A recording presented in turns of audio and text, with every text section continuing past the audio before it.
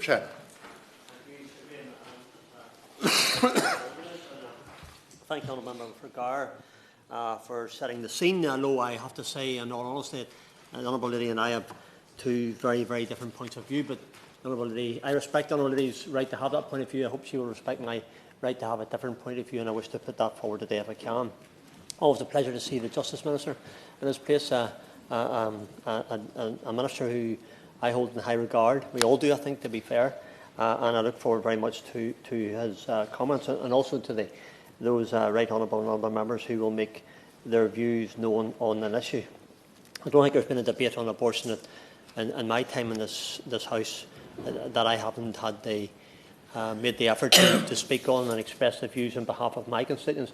I think, with respect to the Honourable Lady, she referred to Northern Ireland. My understanding very clearly in the polls is in Northern Ireland that the majority of people are absolutely opposed to abortion on demand and the system of abortion that there is in Northern Ireland at this present time. That was imposed by this House. I will refer to that, of course, but I just want to put it on record that that's the case. I've received literally hundreds of emails, as I know others have, on this debate from my constituents of all ages and both genders, from all political opinions and from all religious persuasions, on the importance of speaking up for life, and furthermore the point of speaking up for both lives of the woman and the unborn child. These debates always seem to focus, for some anyway, on the rights of the woman, but the rights of the unborn child are disregarded as if they didn't matter. I want to put on record my position, Mr. Chairman, which is to protect the lives of both the ladies and the unborn child. I'm going to refer to that later on as well. So I will always be a voice for the unborn child. I believe totally in the right of life, and thank the organisation The Right to Life for their help in preparing evidentially for this debate today, and some of the things that they've made me aware of. So I will continue to do this. This is the right thing to do. I'd like to address an important point that often gets misunderstood in this debate. It's fundamental to what we're talking about. There's no right to abortion in international law. The House has come under intense pressure to change the UK's abortion laws so that they conform by international law. But let me be clear, let us all be clear. The European Convention on Human Rights does not recognise a right to abortion. The UK is under no obligation, I think the Honourable Member in the interventions referred to that, to change its law to conform to international law. Don't take my word for it, of course. Look at the evidential base. The European Court of Human Rights has confirmed there is no right to abortion in international law. It has maintained this position for over the last 30 plus years. The USA and others have referred to it shouldn't and can't influence the law in the UK. So I'm glad to say that the UK retains its own jurisdiction to make its own laws, and there's no need nor demand to change those laws to recognise a right to abortion. Furthermore, we in Northern Ireland have the jurisdiction to make our own laws. At least we have on most occasions, but on other occasions we don't have, because other members think it's better that they should make a decision here rather than the elected representatives back home in Northern Ireland. As my party's spokesperson for health, I will get across the point on behalf of not just my constituents, but all those in Northern Ireland, the vast majority, who feel that their democracy has been overruled. The decision was able to be made in Scotland and Wales and here in England, but somehow not in Northern Ireland. So I want to speak for women in my constituency in Northern Ireland who oppose the abortion, and they do not agree with the legislation that's been imposed by Westminster upon us. So in that question, I asked the Minister, being the Justice Minister, just why and how should it be right that legislation should be passed here to the disrespect and to the animosity and the opposition of those in Northern Ireland. I make this comment because it was in the paper last week. The Secretary of State for Northern Ireland, I know he couldn't maybe just find the right way of making sure that all the monetary monies for energy price increases would be made available in Northern Ireland. He could find, guess what, the money to finance the abortion for Northern Ireland. So, I asked that question with great respect to the Secretary of State. Just how can he do one thing and not do another? With the recent introduction of the Northern Ireland Executive Formation Act 2019 and the Abortion Northern Ireland Regulations of 2020, women are now able to obtain abortions in Northern Ireland. Abortion is available de facto on demand for 24 weeks gestation. I know that was opposed by us in this House and by others, by the way, many of who are here tonight and many others who aren't here. I find this shocking, but also very, very saddening. I have a constituent who had her daughter at 26 weeks of age. I've met that lady. I think others have referred to it. When she was born, she could fit in her daddy's hand, that palm of hand. That's how big that wee morsel was. But that lady today is a full-grown lady.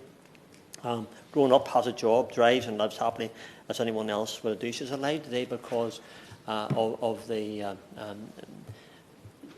NHS, of the system we have, and many years past, a premature baby would not have lived. But the point I'm making is that if she, at 26 weeks born, can survive, then why is there terminations available from 24 weeks?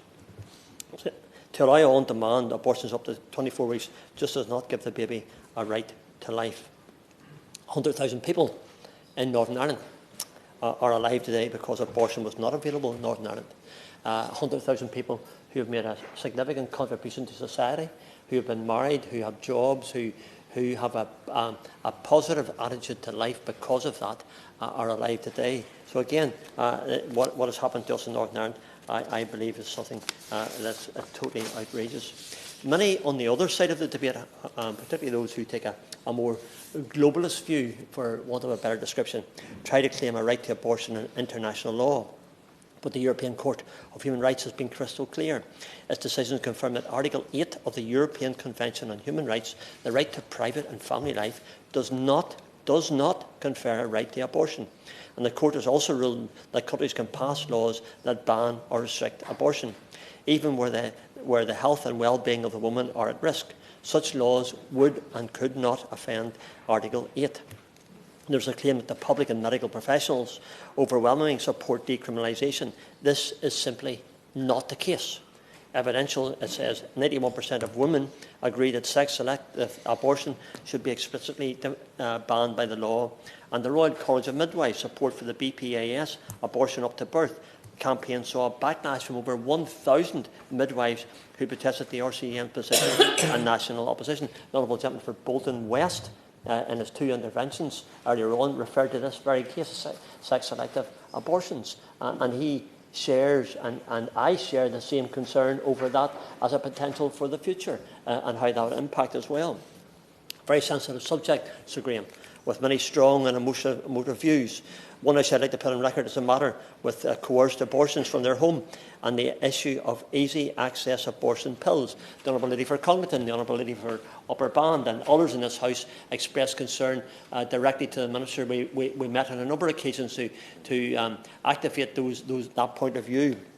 This became more notable throughout the pandemic too, where women were subject to phone calls to discuss their options and send pills, often without requesting them and usually under duress. And that was our concern, always was, that it's been used maliciously and wrongly. So no face-to-face discussion or assessment, a step backward, not forward.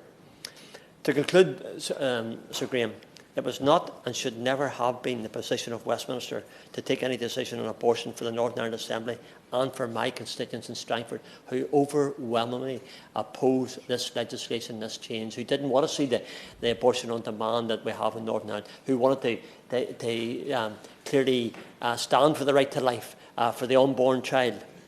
This must be an element of respect. Respect for the thousands of my constituents who say they do not want abortion on demand up to 24 weeks. And I, for one, and many others, I'm glad to say in this debate today, will stand up on every given occasion and speak up for those constituents and, furthermore, the life of the unborn child. I will also speak up for the constitutional value of Northern Ireland within this United Kingdom and its place as a legislative body where any decisions on abortion should have been taken place in any case. Thank you, Mr. Chairman, for that, and I look very much forward to the Justice Minister's response. Ever mindful, let's protect the woman and the unborn child equally, and not to the detriment of one as against the other, which is what some are putting forward in this chamber today. Bruce.